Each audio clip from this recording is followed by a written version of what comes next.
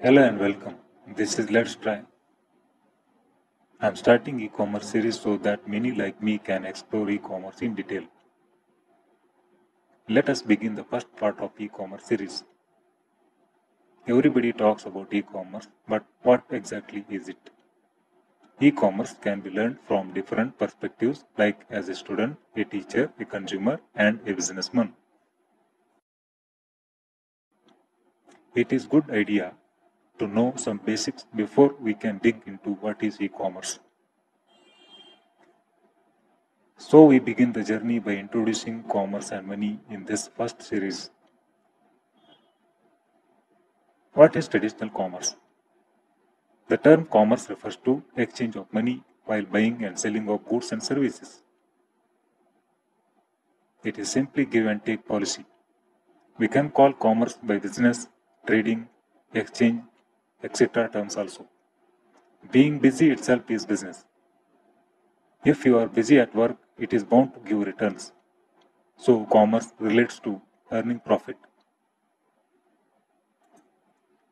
Every activity is not called commerce. Hence, it is better to know what is actually not commerce.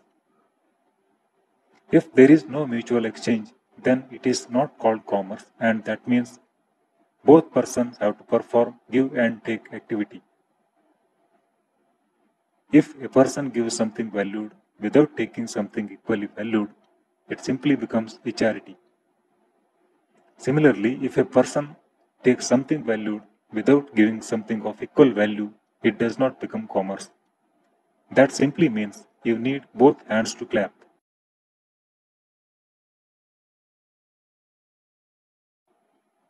If we want to refer an activity as commerce or trade, we need to involve money. Money is an important factor to run business. Many say money is everything. But what is money? Why we are so much enticed by the term money? Let us know what really money means. Money is a medium of exchange that provides convenience, easy storage, and measurement.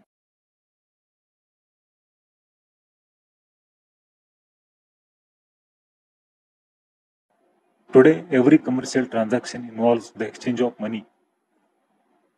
Each country creates and manages its own money, like dollars for America, Australia, rupee for India, Nepal, Pakistan, pound for United Kingdom, yen for Japan, and so on. But earlier, this was not the case. There was no money at all. Today's generation may feel strange. It is true that people traded without money in those days. But how exactly?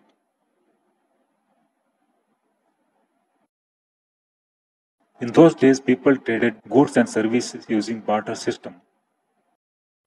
In barter system, one person would buy a required product by giving another product owned by him. Like today, the quantity and scarcity of goods would set value to the goods that are exchanged. We can understand this with a couple of examples. Example number 1. Person A would buy 1 dozen mangoes from person B by giving 2 kilos of rice. Example number 2. Person A would work in the field of person B for a day and gets 1 bundle of grass for his cow. Doesn't it look okay? But barter system has some problems. Let us know its demerits. No matching of wants. You want to buy apples from a person, but that person does not need your pineapples. Subdivision problem. You want to buy a cow, but you have an elephant. The elephant cannot be cut into parts to equate to the value of the cow. Records. You cannot record the transaction systematically and know exactly how much you earned.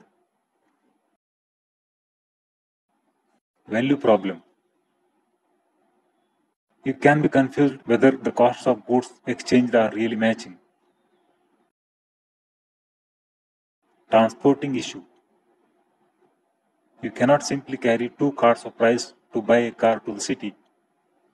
Okay, enough problems.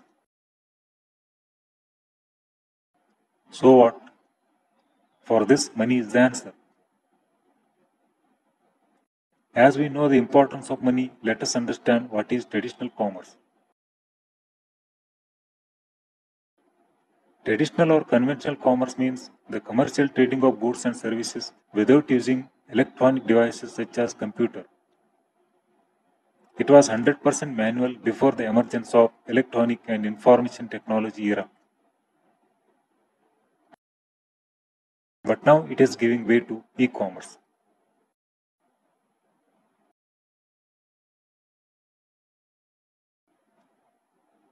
Traditional commerce uses tangible money, that is, coins and currency notes, and other negotiable instruments like check, demand draft, money order, postal order, and so on, that are created using metal, paper, or plastic.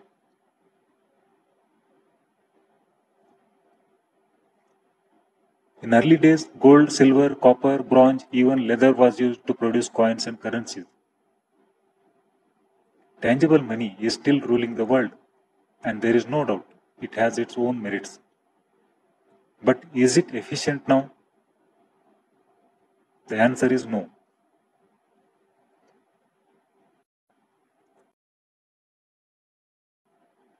Let us know why tangible money is inefficient in today's world. Life of tangible money is less because of more wear and tear as it circulates from hand to hand. It gets burned, written over, wrinkled, or torn into pieces.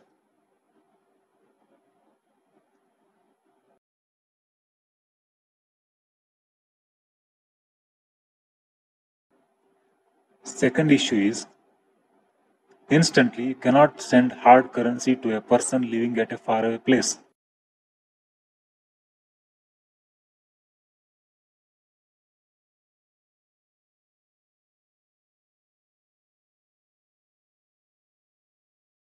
Third issue is you need to wait in long queues at bank or bill counters for a long time. It is just wasting your valuable time without any productivity.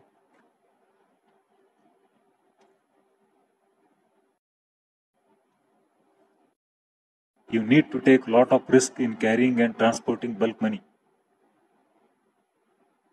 This was the plot in lot of earlier movies, like Going in Style, The Town, Inside Man, Ocean's 11, Fast and Furious 5, Anke, Dhoom, and the list is endless. Next issue of tangible money is printing and managing hard currency is difficult. Governments spend billions to create tangible money. It also involves generating inimitable money to avoid fake notes. Next issue can be you always face the difficulty of denominations. Many times vendors face difficulty in returning the denominations. They find non-availability of exact denomination when they want to return the change. We just can't move on with these issues anymore. Then what is the solution for this?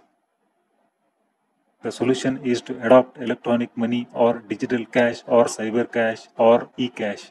E-cash is a modern electronic medium of exchange used to debit or credit accounts using computer networks, replacing the traditional currency or coin. Electronic money is simply interpretation of electronic data with a commercial value.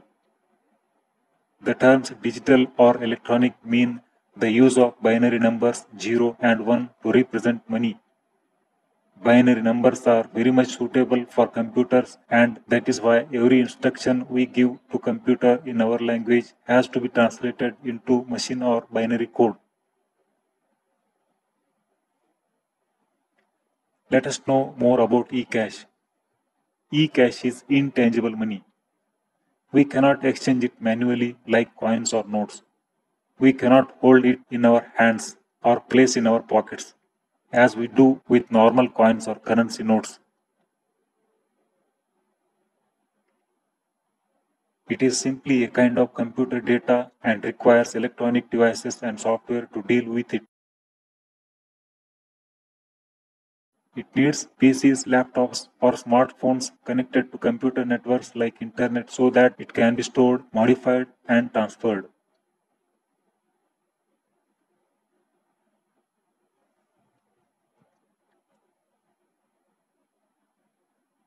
But where exactly is eCash stored? Banks convert our money into digital code and store it in their computers. When we want to make cash payments or cash transfers, we use mobile payment apps, e-wallet, debit cards, credit cards, smart cards, online banking, wire transfers like real-time gross settlement, national electronic funds transfer, etc.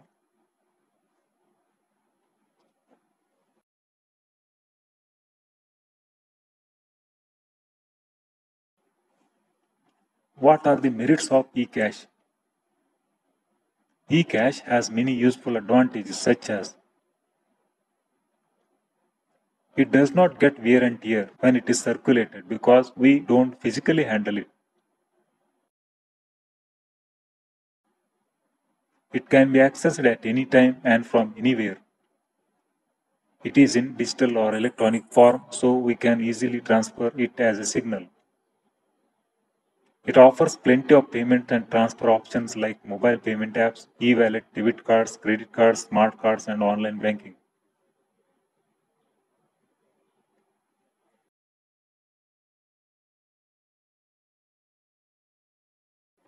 It has led to the emergence of e-commerce.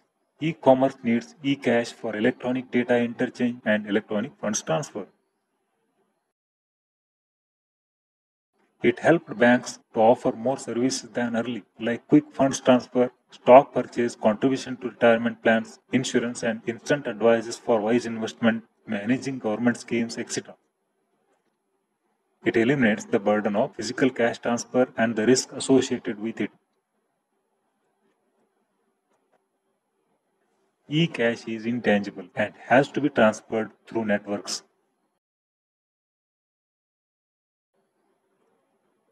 It is secured. Cyber cash is stored and transacted using crypto systems. The system uses authorization and authentication techniques. It helps in curbing the corruption. Government or organizations can directly add amounts to beneficiary accounts. This avoids leakage of funds in the middle as it happened earlier. It helps business to prosper. eCash aids in getting instant reports on cash balances, assets, payables, and receivables. It also aids management to take timely decisions.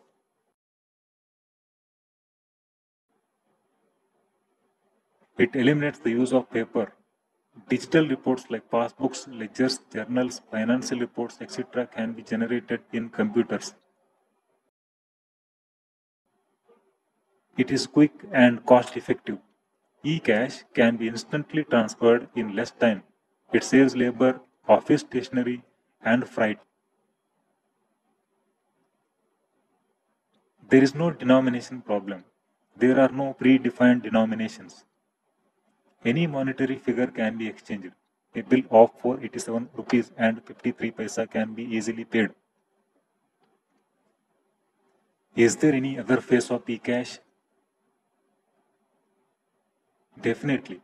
CyberCash has some demerits also.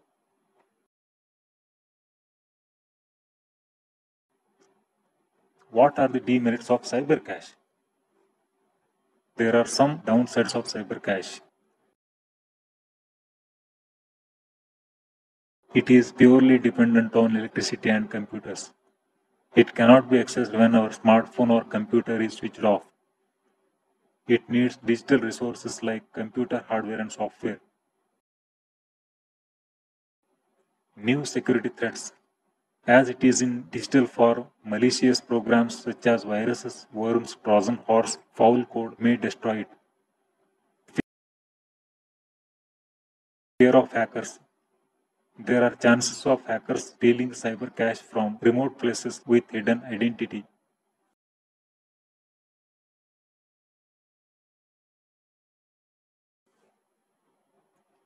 Any futuristic issues? As dependency on technology increases, there can be threat of mass destruction. Loss of human interaction is another issue. Too much dependency on automation will gradually reduce the mental ability of humans. As an example to this, Japanese get surprised to see Indian vendors doing manual calculation of his list of vegetables or groceries and quoting the total bill instantly.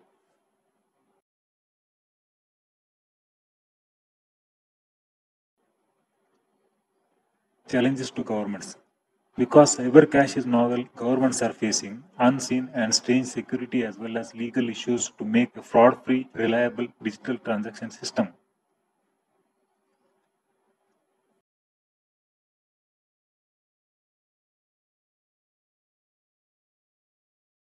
During this information technology era, another form of e-cash is making the sound, and that is Bitcoin.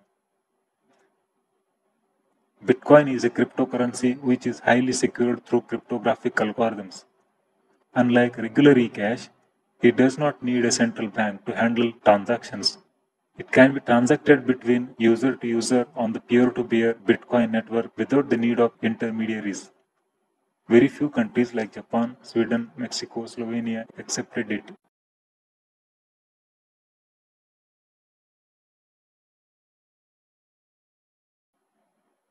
Okay friends, that's it in this video. Hope you like it. Please don't forget to like and share my videos. Thanks a lot for watching. Thank you.